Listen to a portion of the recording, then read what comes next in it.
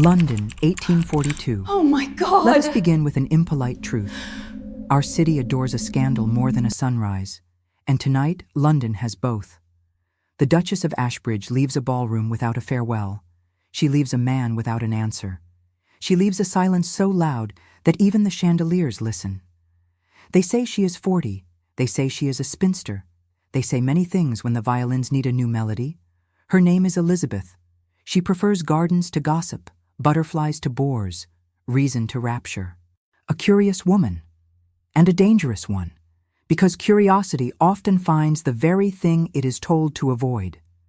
The man she does not look at is the Duke of Cavendish, Adrian, charming, calculating, beautifully miserable, a gentleman who can parse Latin but cannot confess his heart.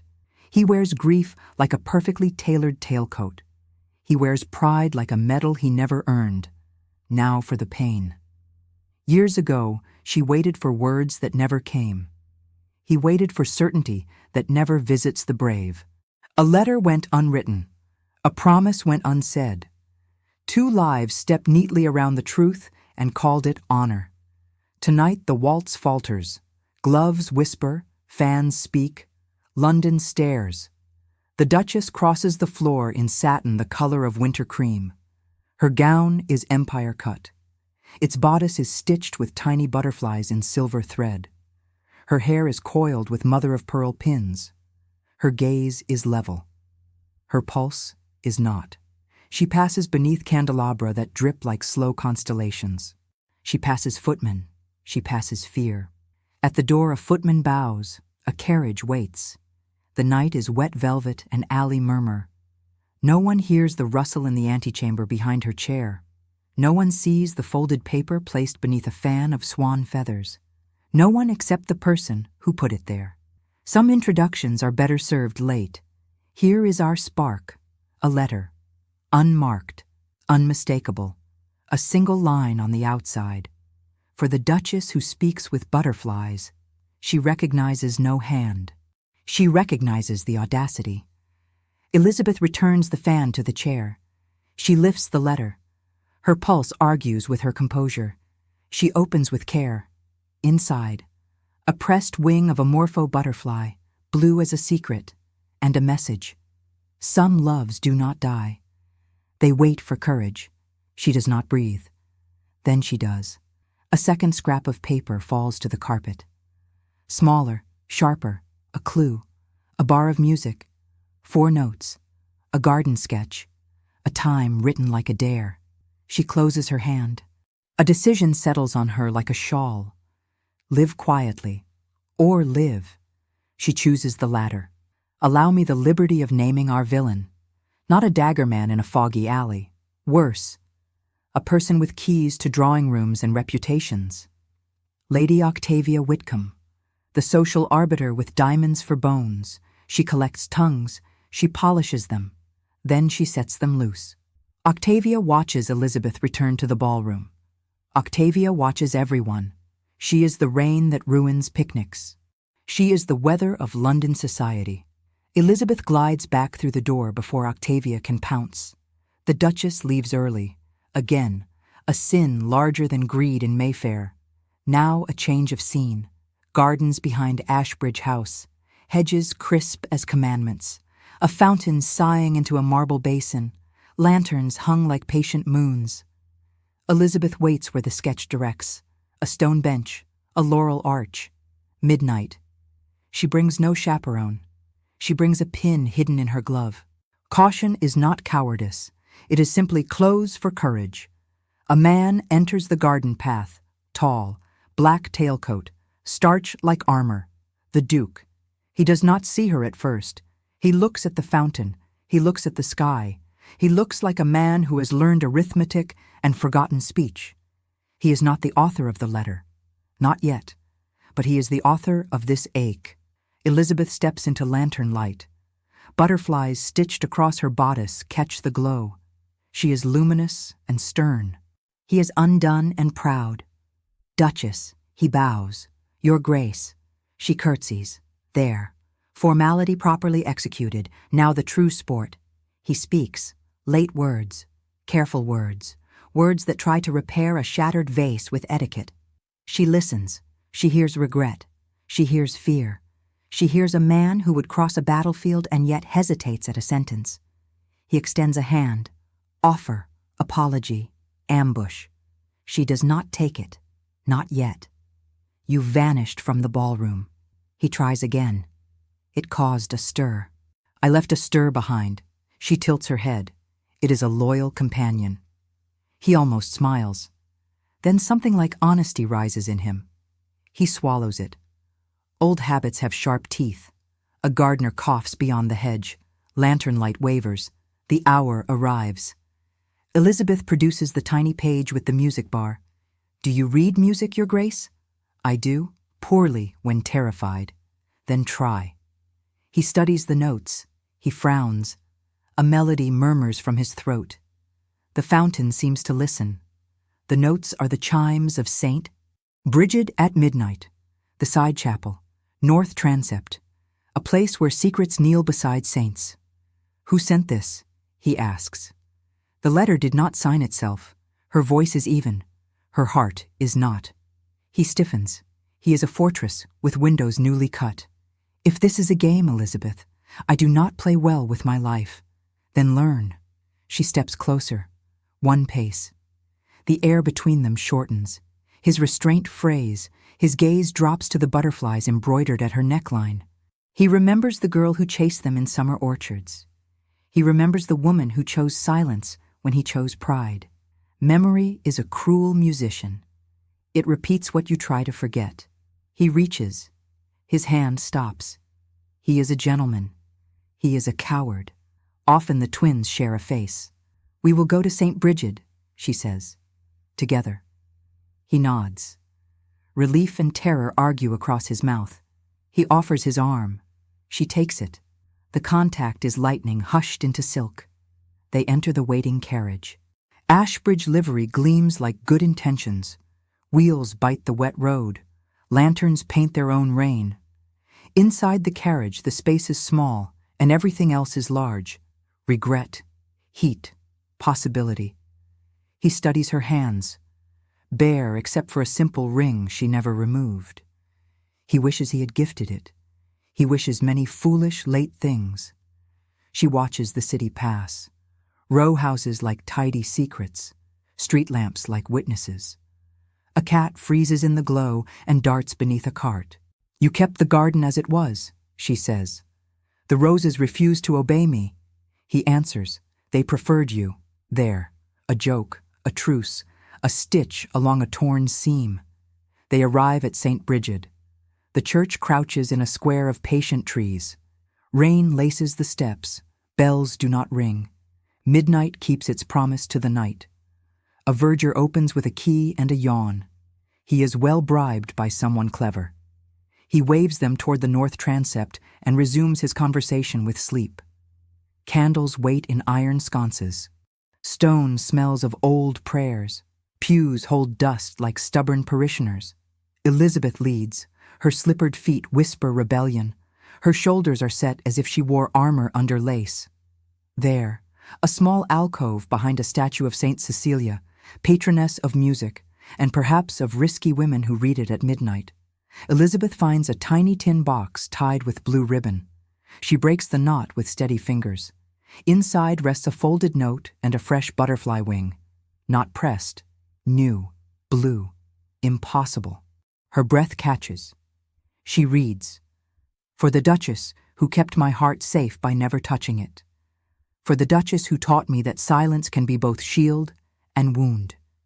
If you are here, then perhaps you are ready for the next truth. Find the page with your name in a book that never lies. Second shelf, third from the left, the book of accusations and absolutions." She turns to the shelves along the transept wall. Ledgers, parish records, thin spines, thick gossip. Adrian moves beside her, close enough to count the breaths he is hiding, close enough to learn the scent of orange blossom water she prefers, close enough to remember every reason he is ruined. He reaches before she does, third from the left. He pulls a heavy ledger bound in cracked black leather. He sets it on the narrow table. Elizabeth opens to the marked page. Her name sits on the line for confessions received. A date. Tonight. A time. Midnight. And beneath it a sentence in an elegant, unfamiliar hand. The man who failed you has written a better ending. Will you let him speak? Adrian goes still. He looks at the page. He looks at her. He looks like a condemned man offered a quill. This hand is not mine, he says. His voice is rough. But the crime is. A footstep echoes in the nave. Another, not the verger, a different weight. A patience that smells like power. Elizabeth closes the ledger. She tucks the note into her glove. She turns toward the sound. A figure stands at the edge of candlelight. Velvet cloak, gloved hands, a face half-shadowed, a presence that smiles without moving. Good evening, Your Grace. Good evening, Duchess. The voice is silk with a thorn. We have been waiting for you to begin, because every confession requires an audience. The lantern sputters, the candles bow, the church inhales, the figure steps forward. The face enters light, and Elizabeth realizes the person who knows her secrets is someone she trusted with her future. Cut the music. Now ask yourself a proper London question. If the hand that guides you through the dark also set the trap, which door do you choose next? The figure steps into the candlelight, a face known to every titled worry in Mayfair. Harland Pierce, family solicitor, executor of futures, man of ink and unblinking patience. Elizabeth stills. Adrian hardens. The church listens. Mr. Pierce inclines his head. He carries a leather folio against his chest like a devotional. He smells faintly of lavender wax and locked drawers. Good evening, Your Grace. Good evening, Duchess. His voice is mild. His timing is not. You keep strange hours, Adrian says. He does not look at Elizabeth. He looks through Mr. Pierce as if the man were a sealed door. Necessary hours, Mr. Pierce replies. Truth favors privacy. So do enemies. Elizabeth steps closer to the ledger. Her glove touches the margin. Her pulse touches her throat. You wrote in a church book, she says. A book that should not lie. I arranged a page that would be found. Mr. Pierce answers. There is a difference, one that saves reputations and occasionally lives. London breeds many crimes. Forgery in the service of virtue is the most fashionable of them. Elizabeth folds her hands. She lifts her chin. Duchess first, woman always. Why? She asks. Because your future has been on pause for too many seasons. Mr. Pierce opens the folio. Because your enemies prefer you silent. Because courage sometimes requires choreography. Adrian moves to Elizabeth's side, an instinct older than pride. He stands as shield and sinner. Who placed the first letter? Adrian asks. Mr. Pierce clasps the folio. He considers the candlelight as if it might answer for him. Not I, he says, but I know where the next letter waits. Elizabeth hears the word next and feels the garden in her ribs. Hedge, lantern, wing blue as an almost. Where? She asks. Mr. Pierce nods toward the choir loft.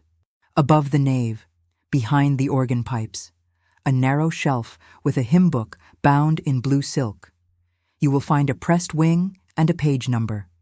Of course there is a page number. Mystery has manners when it courts a duchess. Adrian offers his arm. Elizabeth takes it. They climb the tight stair. Stone spirals, cold iron, air that smells of timber and dusted psalms. The loft opens like a secret balcony. Shadows nest in rafters. The city's rain hums through leaded panes. There, a blue silk hymn book waits like a joke told by fate. Elizabeth lifts it. A pressed morpho wing rests between pages. Under it, a small card with neat script. Come to where butterflies never land. Bring only the truth you can carry. Dawn. Elizabeth meets Adrian's gaze. He has the look of a man who wants a war and a peace treaty at once. Where butterflies never land. She repeats. Her mind sifts through gardens and galleries, through carriages and corridors. Adrian thinks of marble, museums, statues, cold places without nectar. He thinks of the Ashbridge Conservatory. He knows every inch. He knows which windows butterflies strike and fall. Mr. Pierce's step creaks on the stair behind them. He is not winded. He is never winded. There is more, he says.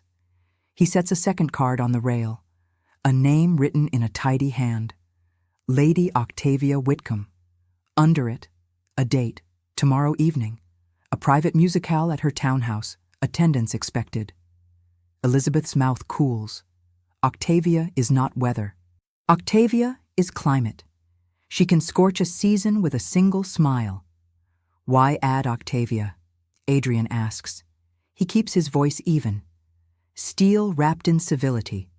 Because she has been asking questions about the Duchess, Mr. Pierce says. Questions that fetch prices in dark corners. And because someone bought 3 butterfly brooches at her last charity auction and never picked them up, Elizabeth's fingers drift to the embroidered butterflies at her neckline. The thought lands like a shard of ice. Someone wants her seen.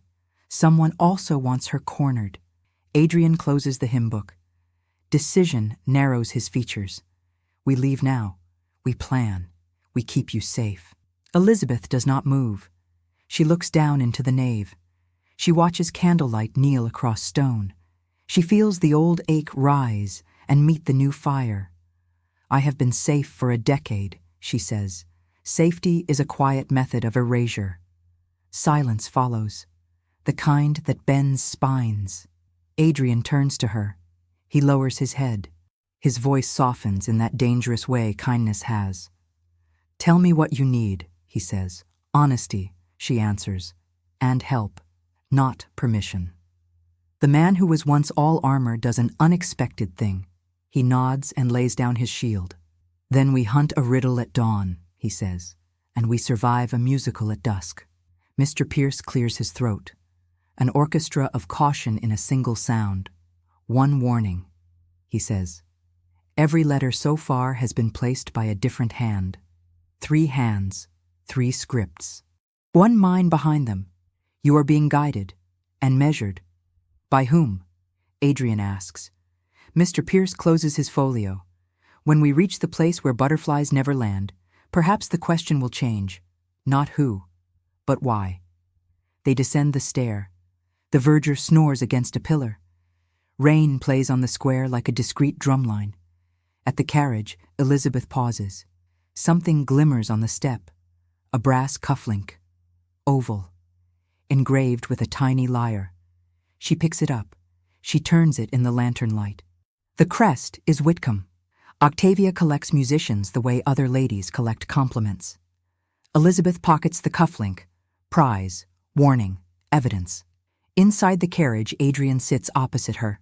Not beside, not yet. He braces a gloved hand on the wall as the wheels jolt forward.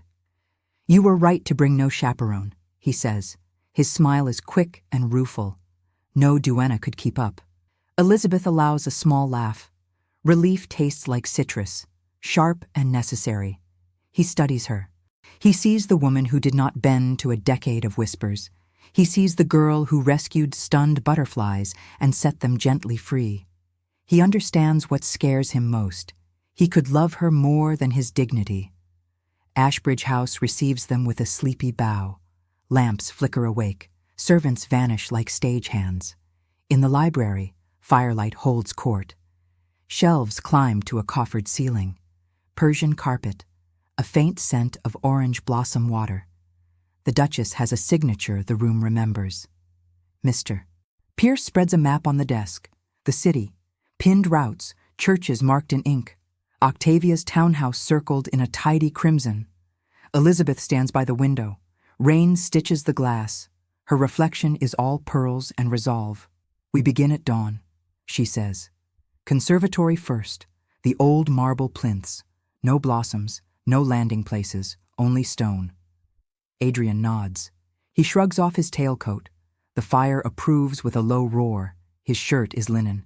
His regret is armorless. Mr. Pierce clicks his pen closed.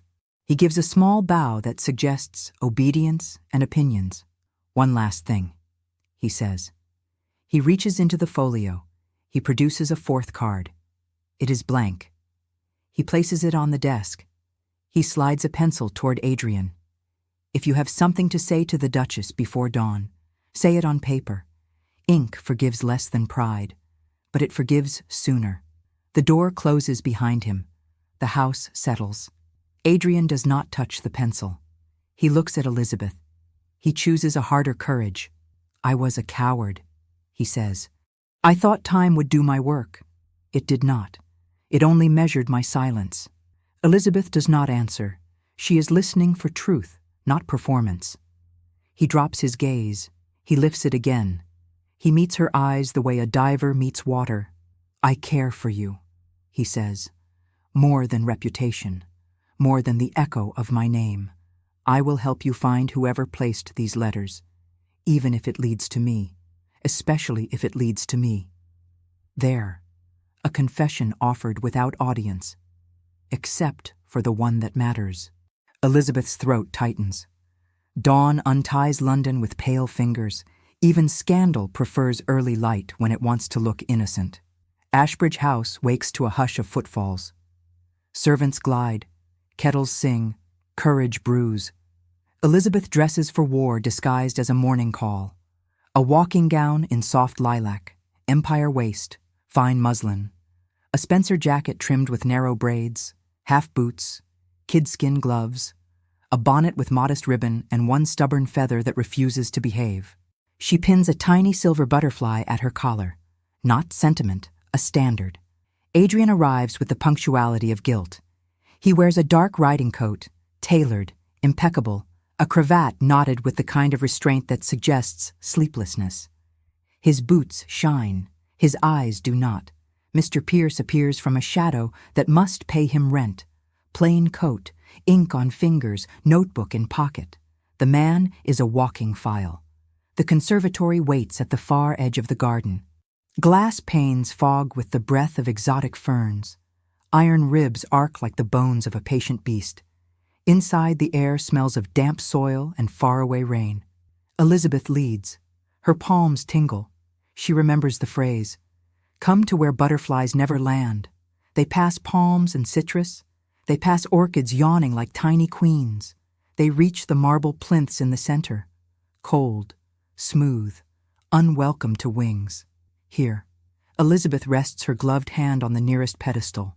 Her voice is steady. Her chest is not. Adrian circles the plinth. He crouches. He presses at seams that should not exist. He speaks without looking up.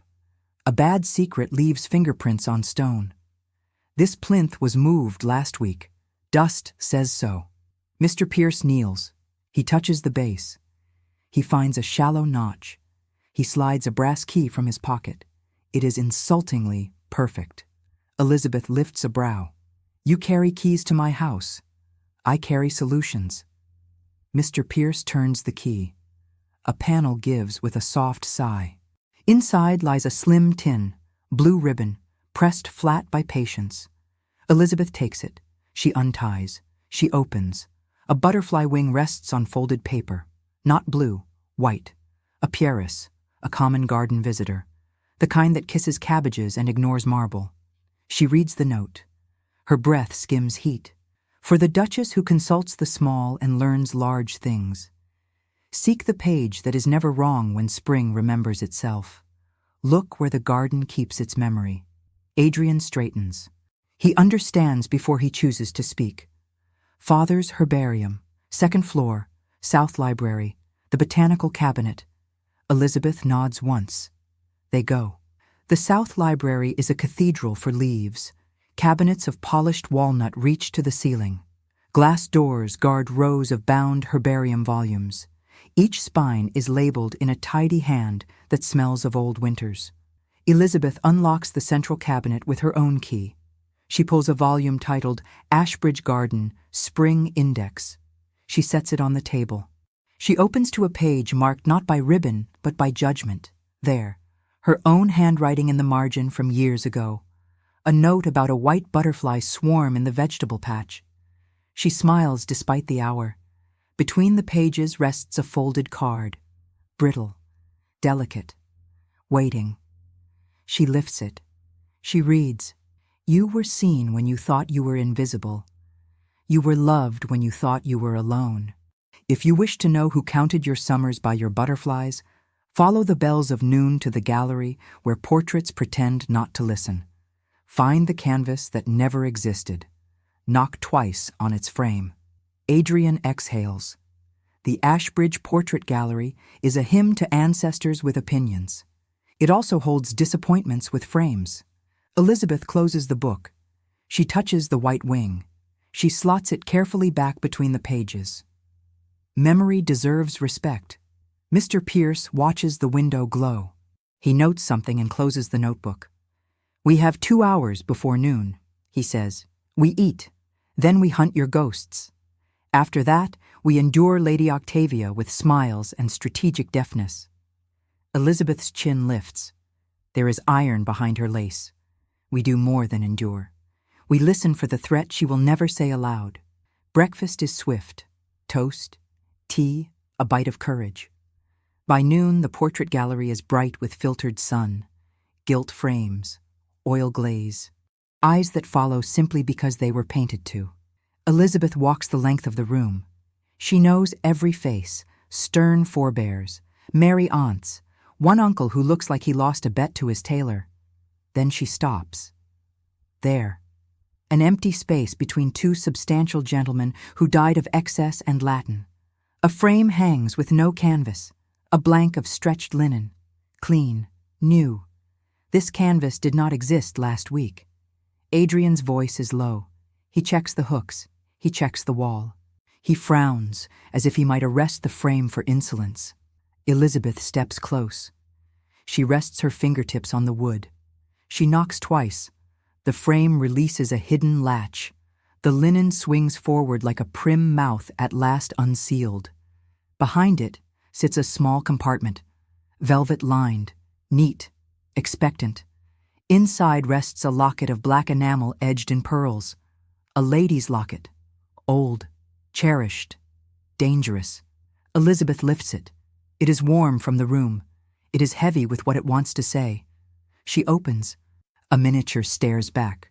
A younger Elizabeth, seated in the Ashbridge winter garden, butterflies embroidered at her bodice, a book half open in her lap. The painter has captured a private smile she never used in public. Opposite the miniature is a lock of hair, dark, not hers. Under the curl, a slip of paper with 6 words. "When I failed, I watched you brave." Her hand shakes, only a little, enough for truth to ring. Adrian does not breathe for a count of 5. He swallows words that try to run. His voice emerges measured. "This is not mine," he says. "The hair is not mine. The sentiment is." Mr. Pierce leans closer. He does not touch. He nods toward the back of the compartment. "There is another card," he says. "Lower right corner." Elizabeth reaches. She draws out a thin rectangle sealed with wax. No crest, only a pressed impression of a butterfly wing. She breaks it. "Read in daylight." The script instructs like a governess with affection. "Read aloud. Only then will the next door open." Elizabeth reads, "Duchess, you are being tested for nerve and for tenderness. Bring the locket tonight to Lady Whitcomb's musicale. Wear pearls. Refuse the second tray of lemon cakes. When the violinist plays the wrong aria, follow the person who does not look surprised. Trust your hands more than your ears. If the Duke stands at your left, you will reach the end without breaking. If he stands at your right, you may still reach it, but you will not forgive yourselves for the cost." The room feels smaller. The air listens harder. Adrian takes a slow step to her side. Left. A deliberate choice. He holds out a gloved hand. Steady. Unornamented. "I stand here," he says. "From now to the last card. From this house to Octavia's ballroom." Elizabeth slides the locket chain around her neck. The enamel rests against her heartbeat. Its weight declares a new gravity. "Very well," she says. "We go to Lady Whitcomb. We watch the wrong aria. We find the one who looks composed when the world is not. We follow. Mr. Pierce clears his throat. He is the polite echo of caution. There is one more matter. He gestures to the far corner of the gallery, a small door used by painters and mischief. The latch bears fresh scratches. Someone watched the installation of that frame. Someone left by that door. Elizabeth crosses the room. She opens the door. A narrow service corridor runs north to the back stairs. Dust marks the floor like a ledger. Boot prints, small, light. A woman in soft soles or a man who steals by learning to float. She kneels. She finds a tiny flake of wax pressed into a seam. Butterfly seal. The same impression, not a copy, the same seal. Her mouth hardens. This person moves like family, she says, or like a guest who believes themselves one. Adrian looks toward the window. He watches clouds gather with purpose. He watches London sharpen its tongue. We have until evening, he says. We use it well. Afternoon rehearses the music hall with a breeze that tastes like gossip. Dressers lay out silk. Maids debate the moral choices of lemon cakes. Carriages rattle by as if they carry destinies instead of people with opinions. Elizabeth retreats to her rooms. Her maid, Nora, is fingers and kindness. She chooses a gown of deep sea green that makes her eyes say things her mouth does not rush to say. Empire line. Short puff sleeves edged with lace. Pearl drops at her ears. The black enamel locket against pale skin. Her hair is dressed in a soft coronet with loose tendrils that argue for mischief. Butterfly embroidery crosses the hem like a quiet procession. Adrian waits in the marble hall. Black tailcoat, snow cravat, a pin of onyx at his throat. He looks like a man who could preside at a treaty and steal a heart on the way out. He takes one long breath when he sees her. He does not let it become a sound. The Whitcomb townhouse greets them with light that insists it is moonlight even when it is not. Candelabra flare. Footmen wear smug restraint. Guests bloom across rooms like rare plants with sharp leaves. Lady Octavia stands in a gown of champagne silk in calculation. Her diamonds do not blink. Her smile says welcome. Her eyes say conclude your usefulness quickly. Duchess Ashbridge. She inclines her head by the smallest degree that can still be recorded in history. Your Grace, how lovely to see you together again. London loves an encore. Elizabeth curtsies the exact depth required by custom and disdain. We would not deny London its pleasures. Octavia's gaze slips to the locket. It returns to Elizabeth's face with the speed of a pin. Adrian's posture is easy, his jaw is not. He offers his arm. Elizabeth takes it. Left. The card's instruction curls between them like a vow. Music begins.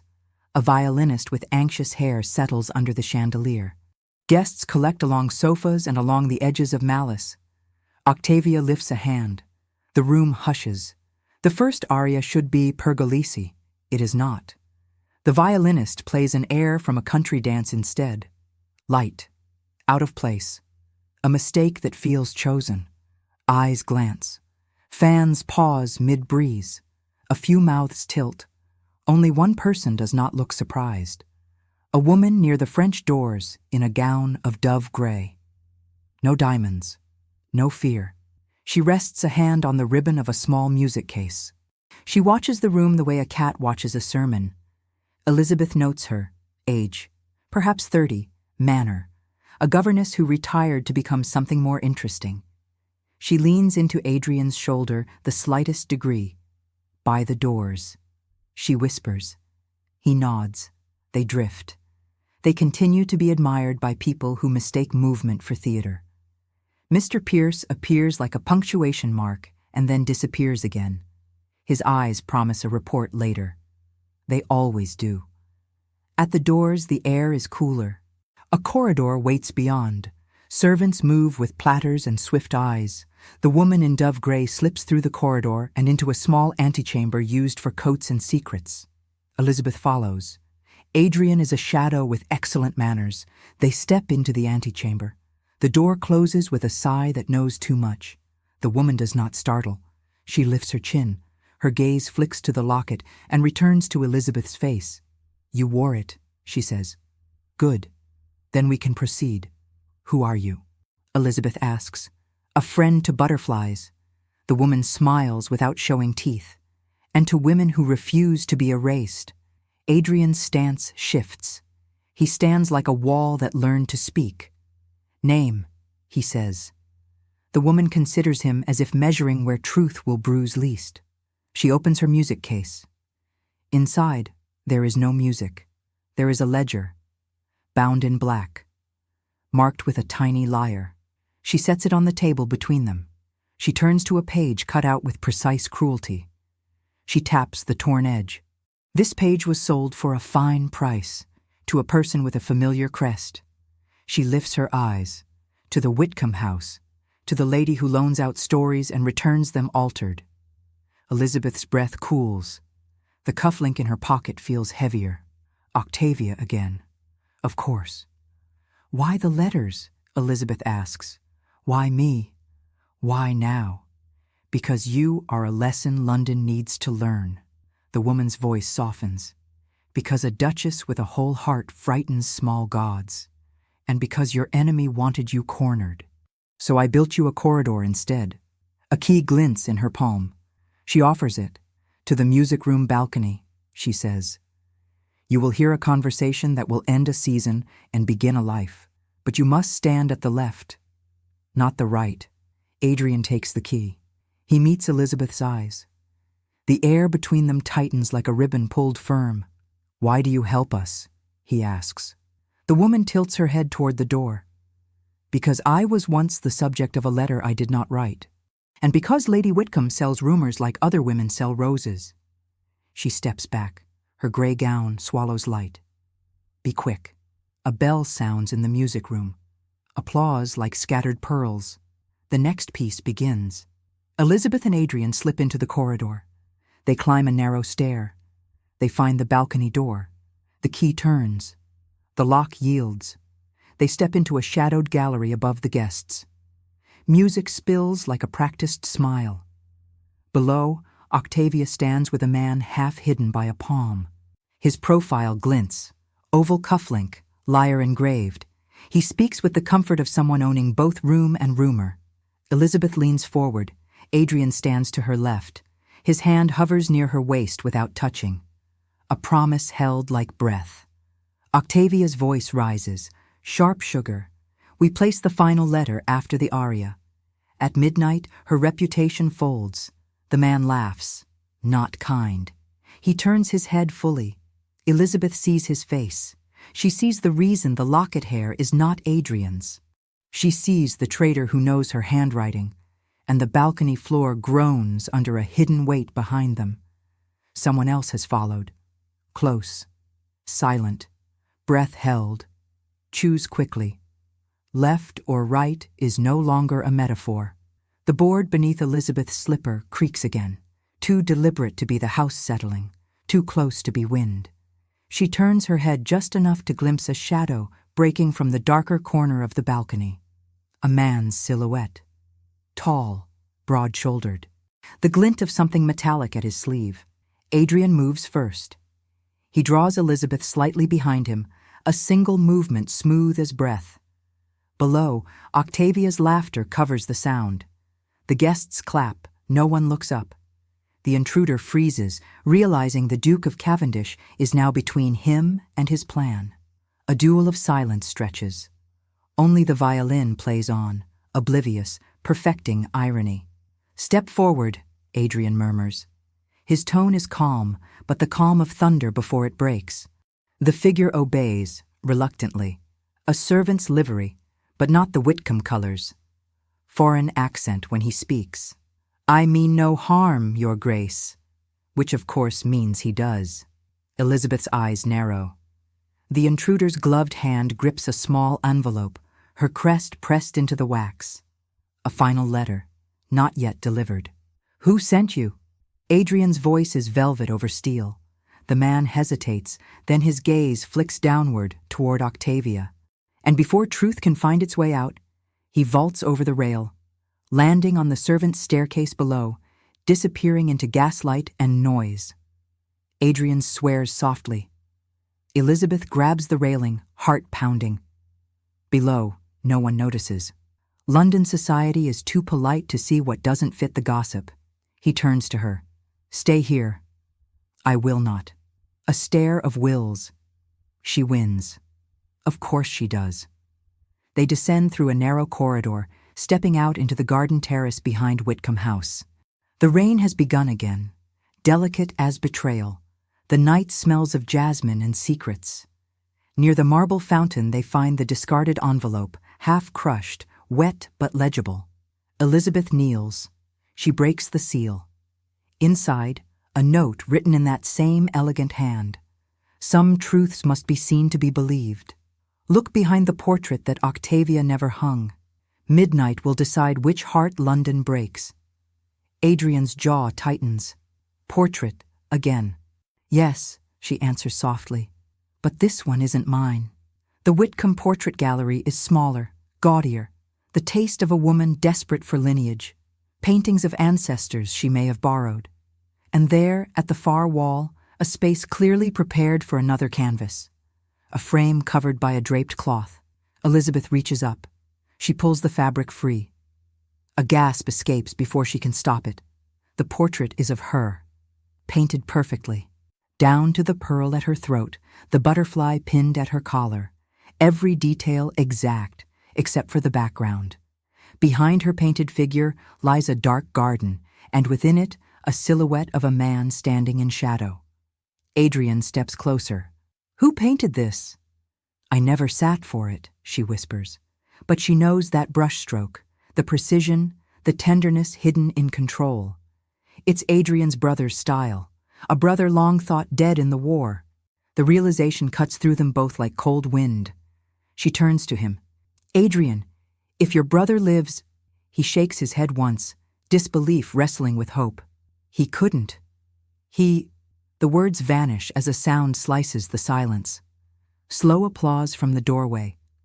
Lady Octavia stands there, radiant in her cruelty.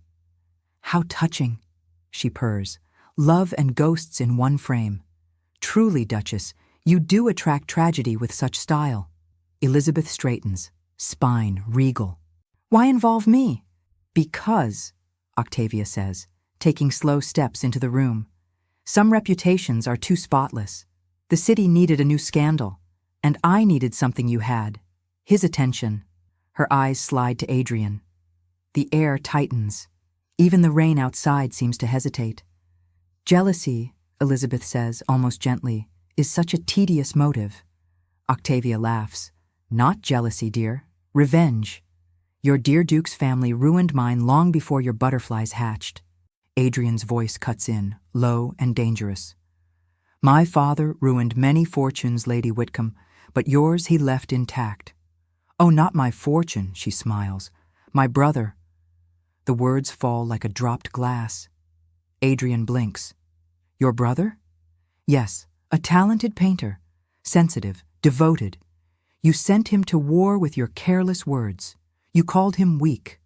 Her gaze hardens. He adored your Duchess before she became yours. Elizabeth's stomach twists. Octavia's brother, the artist, the portrait. He is alive. Octavia's smile sharpens, and he wants her back. A door creaks above, the upper gallery. A shadow appears in the balcony light, holding a pistol polished by obsession. Not a ghost. A man very much alive. Adrian pushes Elizabeth behind a column, just as the shot cracks the air. Glass shatters. The chandelier trembles like a startled heart. Octavia screams, half in shock, half in triumph. The figure retreats into darkness. Adrian runs toward the stairs. Elizabeth catches his sleeve. No! Stay here. No! She tears away from him, skirts heavy with rain and resolve. Because if the man above truly is the artist who painted her face, then only she can make him stop seeing her as an unfinished canvas. As she climbs, the music from the ballroom below resumes, frantic violins trying to drown the chaos they can't understand. She reaches the balcony, empty, except for the faint smell of oil paint and gunpowder. On the floor, a single butterfly wing, blue, familiar, pinned to a calling card that reads, "For the Duchess who became my masterpiece." She turns it over, and there, written in the same hand, a place and an hour. St. Bridget's, midnight. Behind her, Adrian's footsteps echo. When he reaches her side, she hands him the card. Their eyes meet. The silence between them is heavy with everything unsaid. Fear, love, guilt, fate. He closes his hand around the card. Then we finish this where it began. Below them, the guests still dance, unaware that London's next scandal has already begun to write itself in ink, in bullets, and in broken hearts.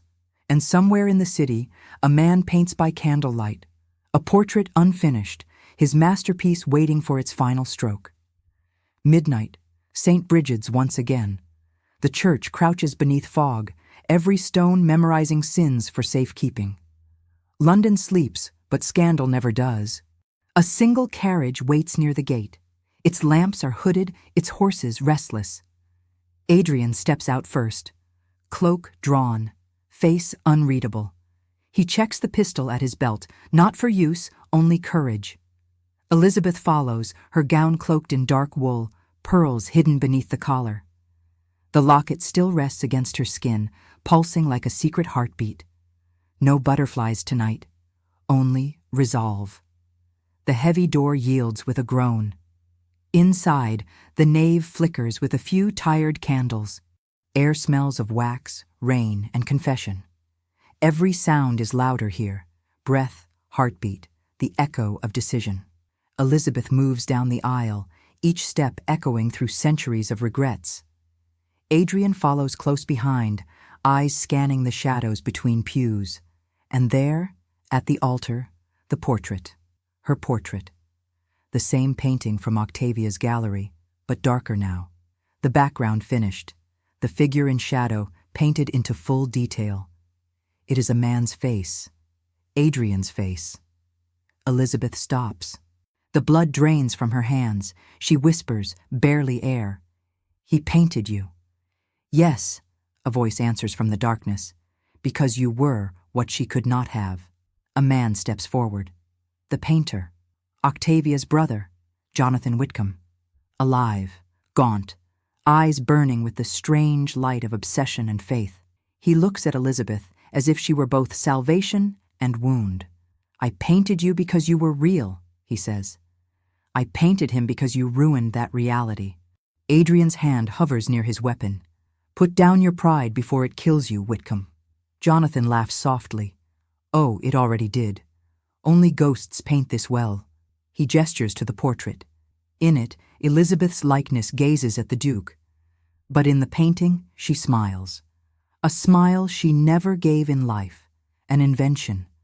A confession of the artist's own. "You wanted to immortalize her," Adrian says, voice low, dangerous. "You turned love into a weapon." "And you turned it into neglect," Jonathan snaps. "I gave her attention when you gave her absence. I gave her immortality when you gave her silence." Elizabeth's voice cuts through the tension, steady, cold. "You gave me theft. You took what was not yours, my image, my peace, my right to choose." Her words seem to reach him, a tremor running through his jaw. For a moment, madness hesitates. Then his gaze sharpens again, fixed on her locket. "That," he whispers, "was meant to be mine." Adrian steps forward, shielding her slightly. "She is not yours, Whitcomb. She never was." Jonathan's expression twists. He lifts a pistol from under his coat, hand trembling but eyes steady. "I never meant to hurt her, only to make him understand." A shot rings out, sharp, deafening. Candles shudder. A statue cracks. Smoke curls in the cold air. Elizabeth gasps, not from pain, but from shock. Adrian stands before her, the bullet lodged in the stone pillar beside his shoulder. Close. Too close. Jonathan stares at the wall as if the bullet's mercy was divine intervention. Then he drops the pistol, breath breaking. He sinks to his knees, hands shaking. "Do you see?" he whispers. "Even fate protects her." Adrian kicks the gun away and crouches. End this, Whitcomb. End it with truth. The painter looks up, eyes shining with tears. It was not only Octavia's revenge, he confesses. She wanted to ruin the Duchess. But I only wanted her to know. Someone saw her, when you did not. Elizabeth steps closer. Her voice softens, but her words cut cleaner than any blade. You mistook seeing for loving, Jonathan. Love does not imprison. He closes his eyes. And what does it do? It frees. Silence fills the church. Even the rain outside seems to pause. When he opens his eyes again, they are clearer. He nods once, defeated, repentant. You should burn the painting, he murmurs. It was never art, only guilt. Mr. Pierce appears at the doorway, 2 constables behind him, summoned by careful timing, and the Duke's letter hours earlier. Jonathan does not resist when they take his arm. He glances back at the Duchess. Forgive me, if that word still means anything. Elizabeth holds his gaze. It always means something. When it's real. As they lead him out, Adrian and Elizabeth stand before the portrait one last time. The candlelight dances across her painted face, serene, distant, wrong. Adrian takes a taper from the altar. Elizabeth meets his eyes, no words needed. Together, they set the flame to the edge of the canvas. The fire takes quickly, swallowing color, face, shadow. The smile disappears first, then the eyes, then the memory. They watch until only ashes remain. Outside, dawn begins again, a reluctant promise. The fog lifts just enough to show the first trace of gold over London rooftops. Elizabeth exhales. He loved me for what he imagined I was. You loved me for what you feared I could be. But I need someone who loves me for what I am. Adrian looks at her. I do. Then prove it. He steps closer. No titles now, no masks, only 2 people learning the courage of truth. He cups her cheek gently. Her eyes close. Their foreheads touch, not possession, but peace. For the first time in years, the Duchess of Ashbridge feels seen, not as rumor, not as portrait, but as herself. Outside, butterflies stir in the cold morning light. Too early for spring, yet somehow alive. Because even they know when a story has found its next beginning. Morning spilled over London like a rumor that didn't know where to land. And in a city addicted to scandal, silence was suspicious. The newspapers spoke of a small disturbance at Lady Whitcomb's musicale. No names, no truth. Because London society prefers mystery over justice. At Ashbridge House, however, truth had already unpacked its luggage. Elizabeth sat by the window of her library, sunlight bending across her hands. Before her, a stack of letters tied with faded blue ribbon. Old ones, unsent, every word she never had the courage to deliver to Adrian. She untied the ribbon, read the first, her own handwriting, younger, warmer, still believing time would heal what pride had wounded. If I ever see you again, I will ask nothing, except why silence felt safer than honesty. She smiled sadly. What a fool she'd been, to think love could survive on restraint alone. A knock at the door interrupted her thoughts. Adrian entered, the faint scent of rain and regret clinging to him. He held a small parcel wrapped in brown paper. You keep arriving with surprises, she said softly. He smiled, the kind of smile that tries not to tremble. Then this one will be my last. He placed the parcel on the desk. Before I left for the war, I wrote to you. Every week, letters I never sent. My pride kept them hostage. My fear of rejection became my jailer. He opened the parcel. Inside were worn envelopes, edges yellowed with time and cowardice. I thought they were gone, he said. I burned most. But these, I couldn't. Elizabeth reached for one, her fingers brushing his. It was enough to make both of them forget to breathe. She unfolded the first letter. The ink was uneven, written by candlelight, by a man who loved in silence. My dearest Elizabeth, you once said butterflies live only a moment, but their beauty lasts forever. I think of that each time I look at the gardens you planted. Perhaps love, too, is not meant to last, only to be remembered. Her vision blurred. Not tears. Just the realization of everything lost between lines unsent. She looked at him. "Why show me now?" "Because," he answered quietly, "we both kept ghosts in ink. I thought if you read mine, perhaps yours could rest." For a moment, no sound existed except the whisper of paper between them. Then, another knock.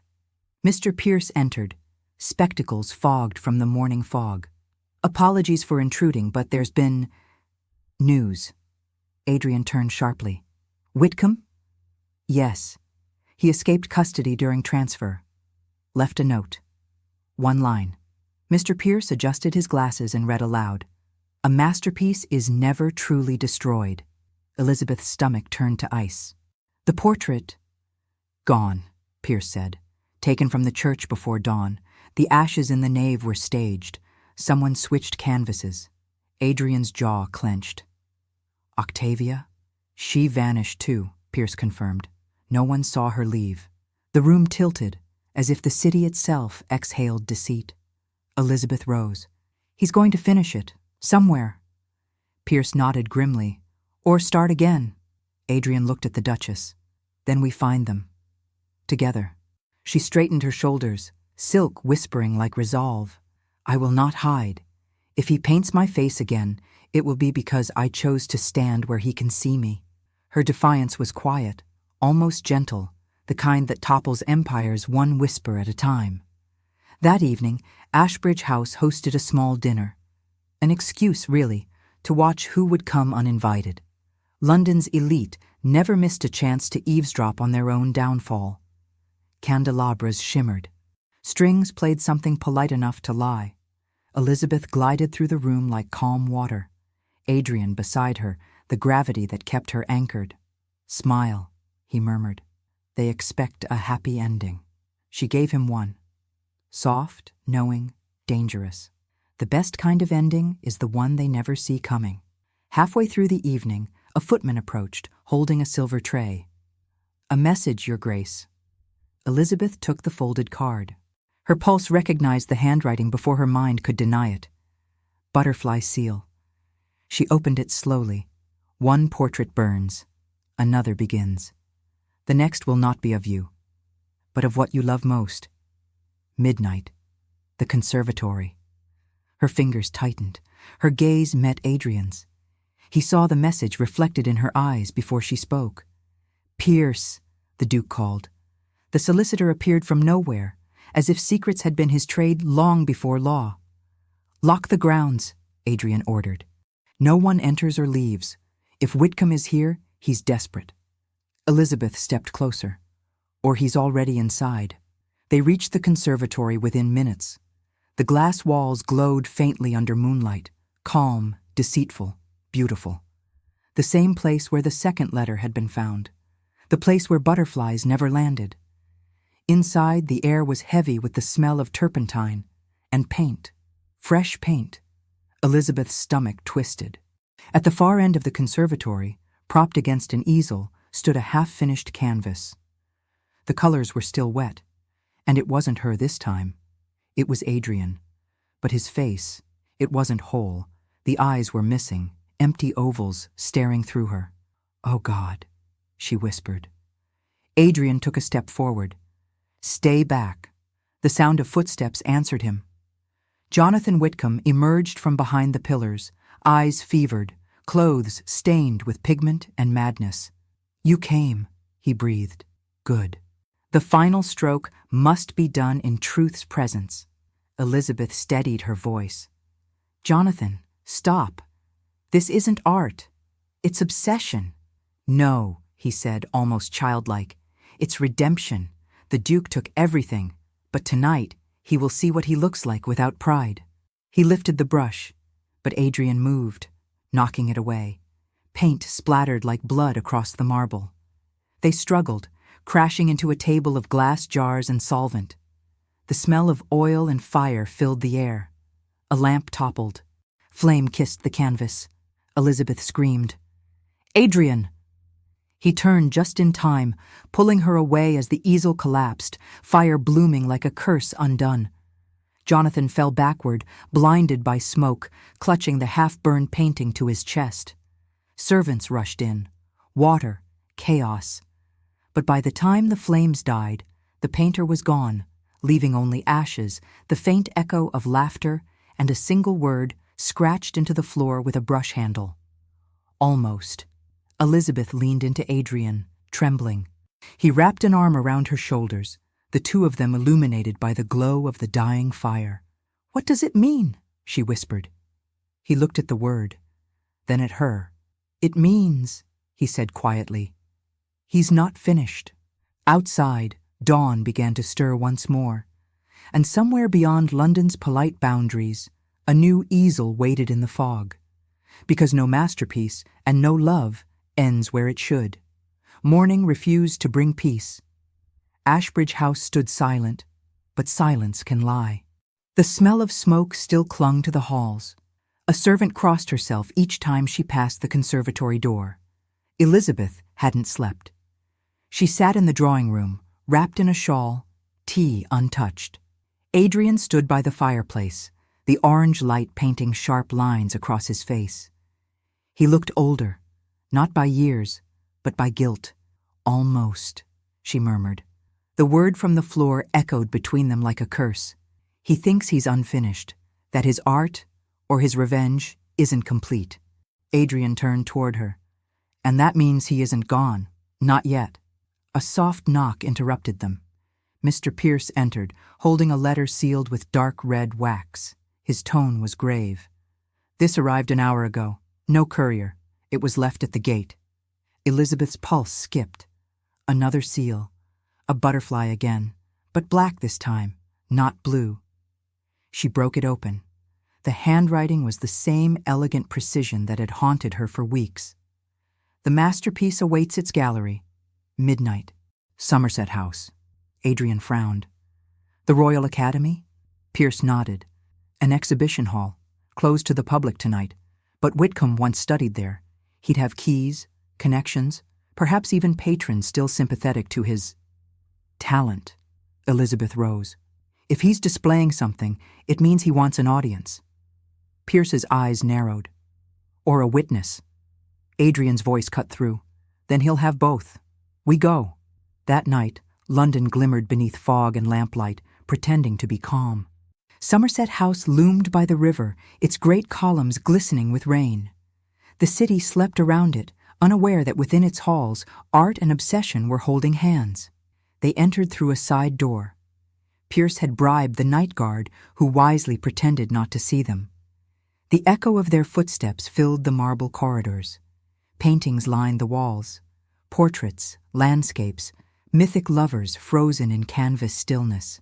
But at the end of the gallery, shrouded in a dark cloth, stood one new addition, unlabeled, untouched, waiting.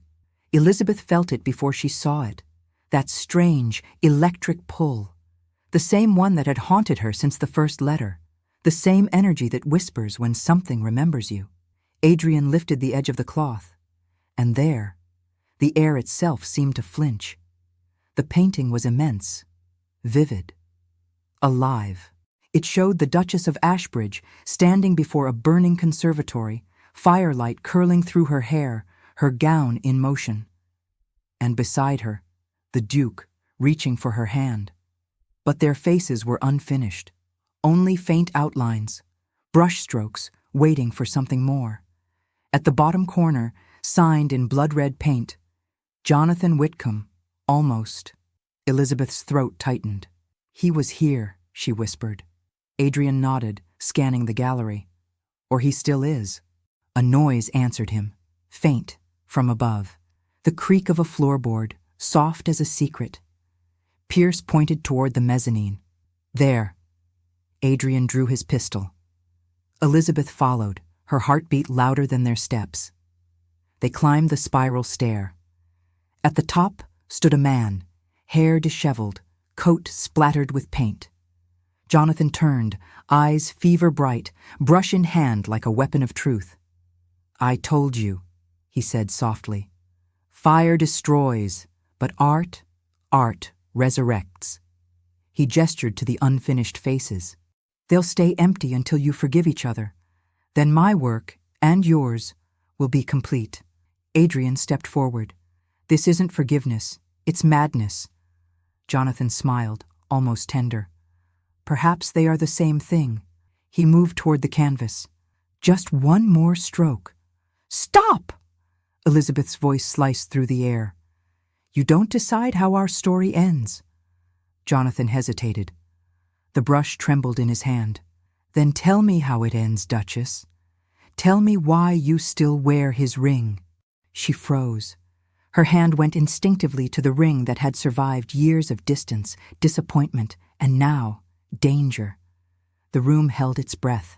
"Because," she said slowly, "some vows don't expire with pain. They grow through it." Adrian looked at her.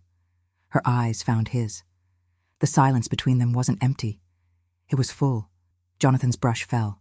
He stared at them as if light itself betrayed him. "No," he whispered. "No, love isn't supposed to survive what I saw, what I lost." Adrian lowered his weapon. "It survives when it's real." Jonathan's face softened for a heartbeat, then hardened again.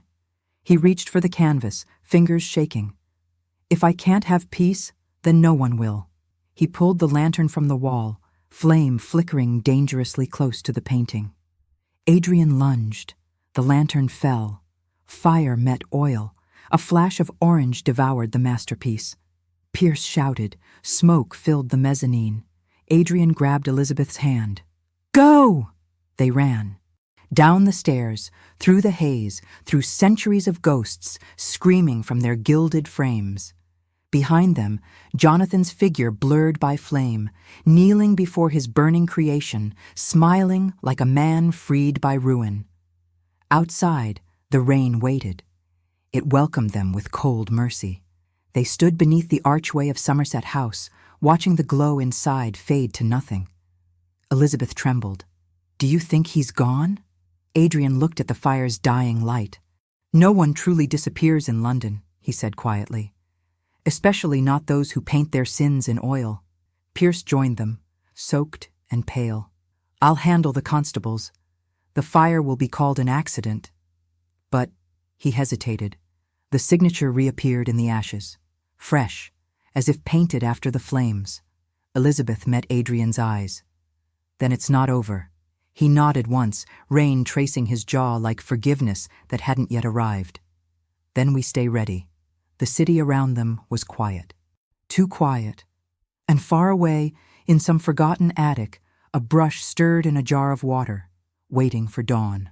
London, 2 nights later. The fog was thicker than shame. Even the gas lamps along the Strand looked hesitant to burn. Inside Ashbridge House, quiet ruled like an uneasy monarch. No guests, no music, no laughter. Only the slow tick of a clock measuring the distance between what was said and what should have been. Elizabeth stood before her mirror, hair unpinned, candlelight trembling along her reflection. For the first time, she wasn't sure she recognized the woman staring back. The locket still hung from her neck, but it felt heavier now, as if it carried unfinished words. Behind her, the door creaked. She didn't turn. "Couldn't sleep either?" she asked softly. Adrian's voice answered, low, weary, the sound of a man who'd stopped pretending he wasn't afraid. "Sleep feels like arrogance when someone like Whitcomb still breathes." He stepped into the room, half-shadowed, wearing only a linen shirt and the exhaustion of too many nights chasing ghosts. For a heartbeat, neither spoke. Then she whispered, "I saw him in the dream again." Adrian looked up. "Jonathan?" She nodded. "He was painting, but the canvas was a mirror, and when I looked closer, the reflection wasn't mine. It was yours." Silence. Then, a shiver of fear she didn't name. Adrian crossed the room and stopped beside her mirror.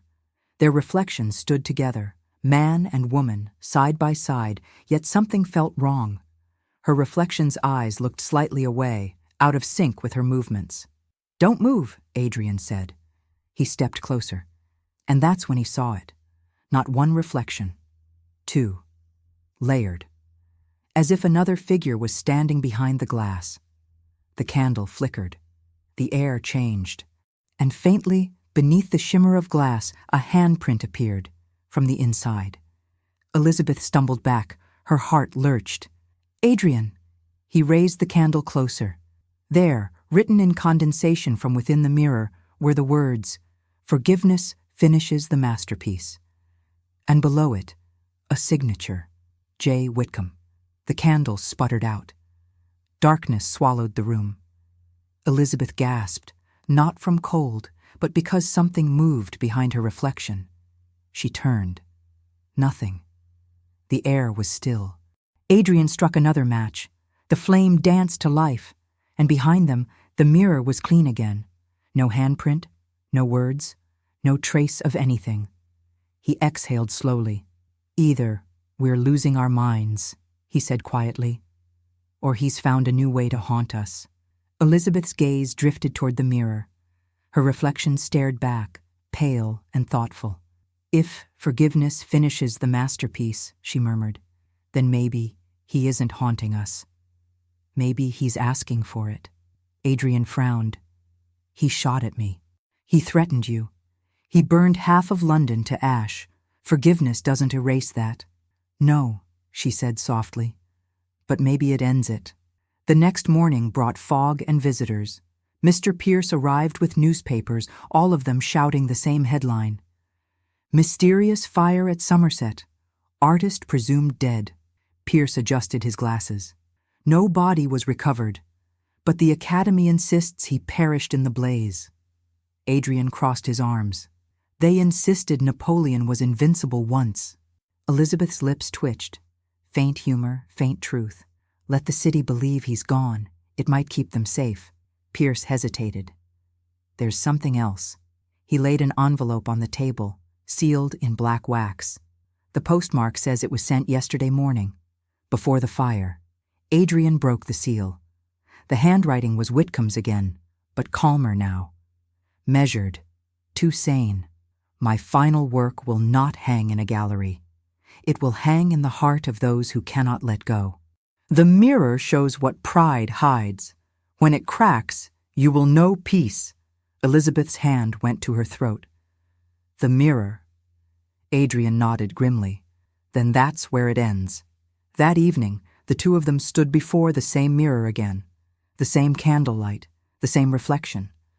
Only now, a thin fissure ran through the center of the glass, a new crack that hadn't been there hours before. Adrian touched the edge.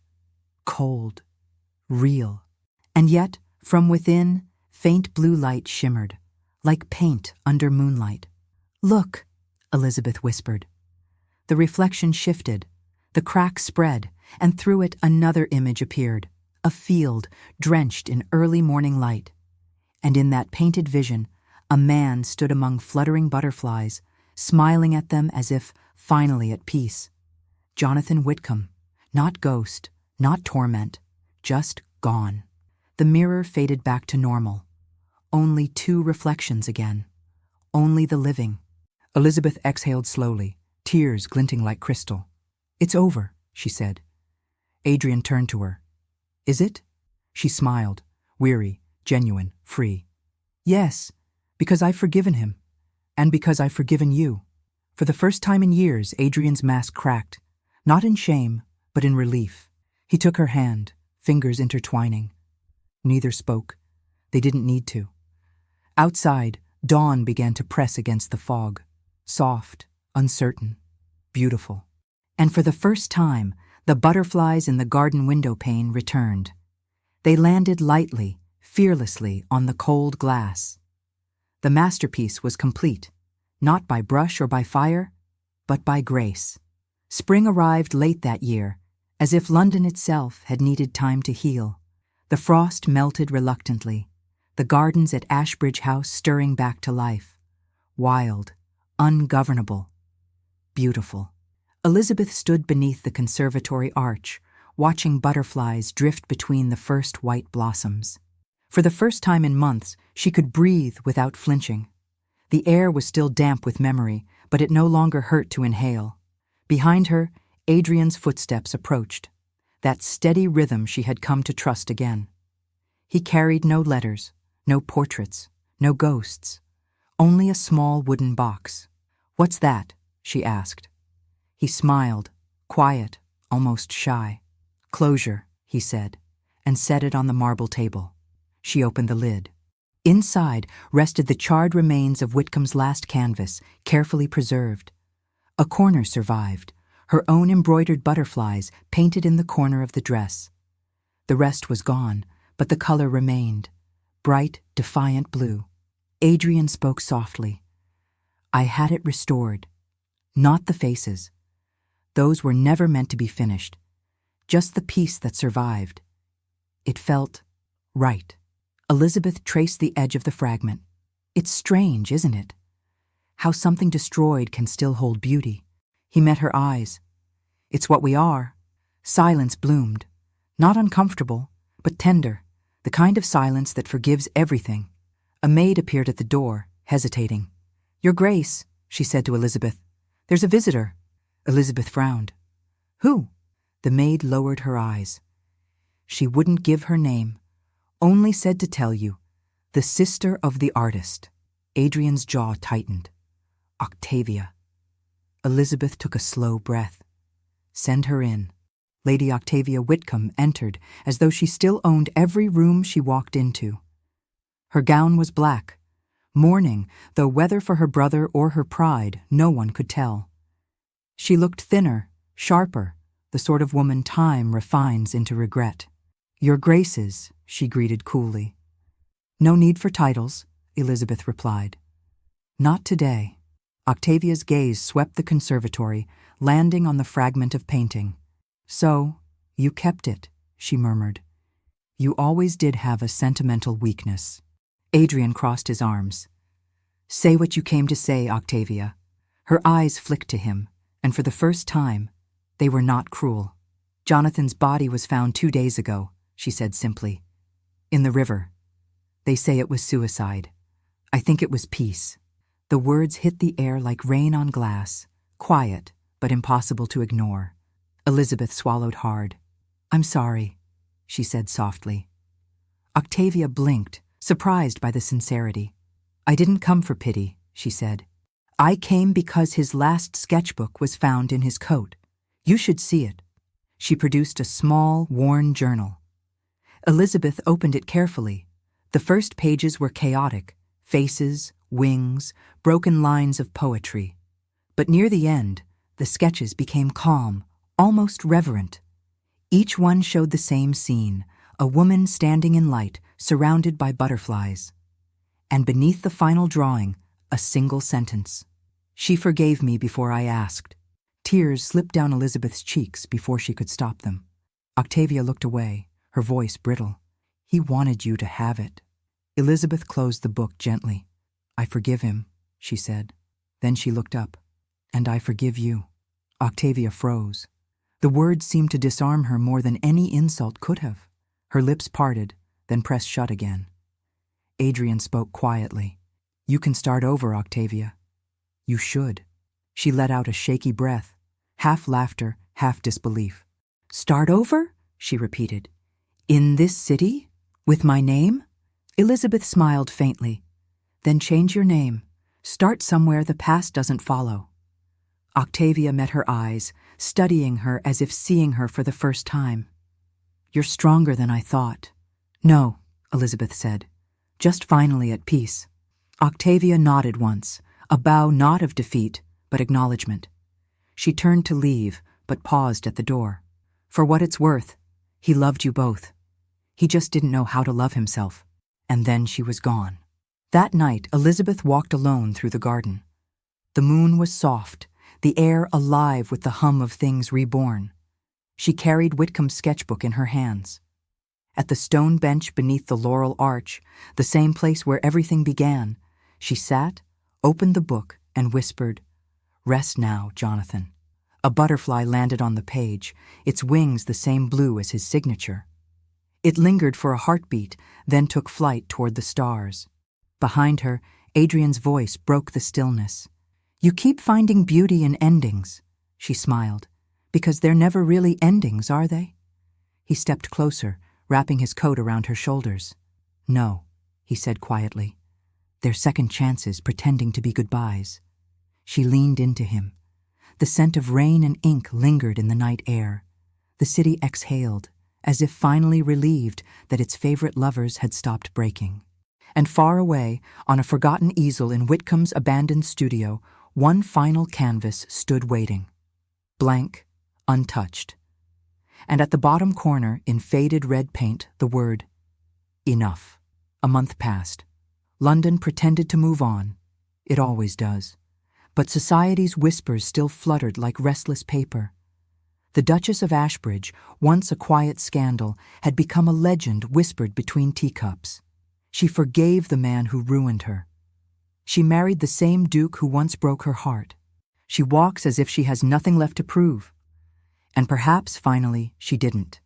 Tonight, Ashbridge House would open its doors again, not for gossip or power, but for music. A private gathering, no reporters, no whispers, only candlelight, violins, and friends who had weathered the same storms. Elizabeth stood before her mirror once more, but this time the reflection smiled back. Her gown shimmered softly in tones of ivory and faint gold. Butterflies embroidered at the hem, a quiet tribute, not mourning, not obsession, remembrance. Adrian entered behind her, already dressed in his black tailcoat, cravat pinned with a single pearl. He paused in the doorway, eyes drinking in the sight of her as if time had finally decided to be kind. "You look," he began, searching for the word, "as though peace suits you." She laughed lightly. "And you, as though you've learned to enjoy your own heartache." He smiled, that slow, knowing smile that once made her furious and now made her safe. "I have. It taught me to listen." Their eyes met in the mirror. Two people no longer performing for the world, but for the first time, belonging to it. Guests began to arrive, the familiar hum of laughter returning to halls that had forgotten joy. Mr. Pierce was there, standing in the corner with the patience of a man who had earned the right to exhale. Even Lady Octavia had sent a letter, not an apology, but an olive branch wrapped in sarcasm. "If you insist on being happy, do it fashionably." Elizabeth had laughed when she read it. Forgiveness, it seemed, could even mend sharp tongues. As the musicians tuned their strings, Adrian approached the small dais in the center of the ballroom. He raised his glass. "To art," he began, "not the kind that hangs in galleries, but the kind that survives us." He looked toward Elizabeth. "To the women who teach men like me the difference between pride and love, and to those who stay, not because they must, but because they choose to." Applause rose, warm and sincere. Elizabeth's eyes softened. The pain of the past had not vanished, but it had learned its place. Behind them, not between them. The first notes of a waltz filled the air. Adrian extended his hand. "May I?" She nodded, taking it. And as they began to dance, whispers gave way to wonder. The Duke and Duchess of Ashbridge moved as if gravity had made peace with grace. Each step held memory of letters unsent, portraits burned, and words finally spoken. Her head rested briefly against his chest. The rhythm of his heartbeat was steady now, no longer guarded, no longer at war. "You realize," she murmured, "we've become what London never believed we could be." He tilted his head, amused. "Happy?" She grinned. "Boring." He laughed, a full, unrestrained laugh that earned glances of admiration from nearby guests. It was the sound of a man who had survived himself. As the waltz ended, applause followed. But before she could step away, Adrian drew her closer, his voice low enough for only her. "I have one more confession." "Another secret?" she teased. He shook his head. "Another letter, but this one you will actually read." He reached into his coat and handed her a small folded note. Her heart fluttered as she opened it. "To my Duchess, you once told me that love must be brave to survive the world. I have learned that it must also be humble to deserve it. If you ever doubt again that I see you, look not to the paintings, nor the mirrors, nor the letters. Look here." And at the bottom, he had pressed her handprint in blue paint, a butterfly's wings beside it. Elizabeth blinked back tears, the world around her blurring into gold and music. She whispered, "You finally found your words." He smiled. "No, I finally listened to yours." Outside, the city slept, unaware that its favorite love story had ended not in scandal, but in quiet redemption. And yet, in the old artist's abandoned studio by the river, something stirred. The canvas that had once been left blank, the one signed "Enough," now bore faint new strokes. Not of faces, but of light, as if forgiveness itself had learned to paint. And above the easel, pinned by time, a single line written in Whitcomb's hand read, "The Duchess did not end my story, she finished it." In the ballroom, Elizabeth and Adrian stood at the open balcony doors, the sound of laughter fading behind them. The night was soft, the sky merciful. 1,000 lanterns floated on the Thames below, flickering like blessings. Adrian took her hand, pressing a kiss to her knuckles. "No more ghosts," he said. "Just us." Elizabeth leaned into him, eyes reflecting the light of the lanterns. "Just us," she echoed. The wind carried the faint scent of spring blossoms through the hall. And somewhere beyond the gardens, butterflies lifted into the moonlight, proof that even in a world built on appearances, love, once forgiven, can truly fly. Summer came softly to London that year, as if the city itself was tired of drama. Scandal had found new prey. The name Ashbridge no longer fluttered through parlors like perfume. It rested finally, in peace. The Duke and Duchess spent their mornings in the gardens, their afternoons in quiet laughter, and their evenings in the sort of silence that belongs only to those who no longer need to explain themselves. But peace, as Elizabeth had learned, often sends one last test. Not to destroy, but to prove that it's real. One golden morning, as sunlight spilled across her writing desk, a familiar sound interrupted her tea, the soft thud of mail. A single letter lay among the day's deliveries, unmarked, no seal, no name, only a simple butterfly pressed in blue wax. Elizabeth's breath caught. Her hands trembled, not from fear, from recognition. She called for Adrian. When he entered, she wordlessly handed him the envelope. He studied it, then looked at her with the gravity of a man who had lived this story too many times. "Do you want me to open it?" She shook her head. "No, it's meant for me." Her fingers broke the wax. Inside, a single sheet of parchment, folded once, the handwriting, unmistakable. Jonathan Whitcomb. To the Duchess who forgave what art could not contain. "If you are reading this, then my body sleeps, but my conscience remains awake, in the colors I left behind. You once told me that beauty without kindness is cruelty disguised. You were right. I have painted one last time, not in oil, but in light. A skylight in my studio will reveal it only when the sun stands highest on the anniversary of the day you first found my letters. No eyes but yours should see it." The note ended with a line that felt like a benediction. Some loves are meant to end in silence, some in apology. Ours, I hope, in peace. The following day, Elizabeth and Adrian rode to the old Whitcomb studio by the river, the place no one had entered since the fire. The building stood half forgotten, ivy curling through its broken windows, the scent of turpentine still lingering like memory. They stepped inside. Dust swirled in the beams of morning light. Easels slept under linen sheets. The air was heavy with both absence and reverence. At noon, as the sun reached its zenith, a ray of light pierced the cracked skylight. It struck the far wall, illuminating faint lines, invisible before. And slowly, as if the sun itself were painting, color began to appear. Brush strokes of gold and blue shimmered into being, not of people, but of movement. Wings. Hundreds of butterflies, rising toward light. No faces, no tragedy, only freedom. Elizabeth gasped, her hand clutching Adrian's. "It's us," she whispered. "Not as we were, but as we became." Adrian nodded, his voice soft. He finally finished it. They stood there a long time, bathed in sunlight and forgiveness. When the light shifted and the vision faded, Elizabeth stepped forward and touched the wall. "I think he's home now," she said quietly. That evening, the two sat by the garden fountain, twilight painting everything in lavender and peace. Elizabeth leaned her head on Adrian's shoulder. "Do you think London will ever stop talking about us?" she teased. He chuckled.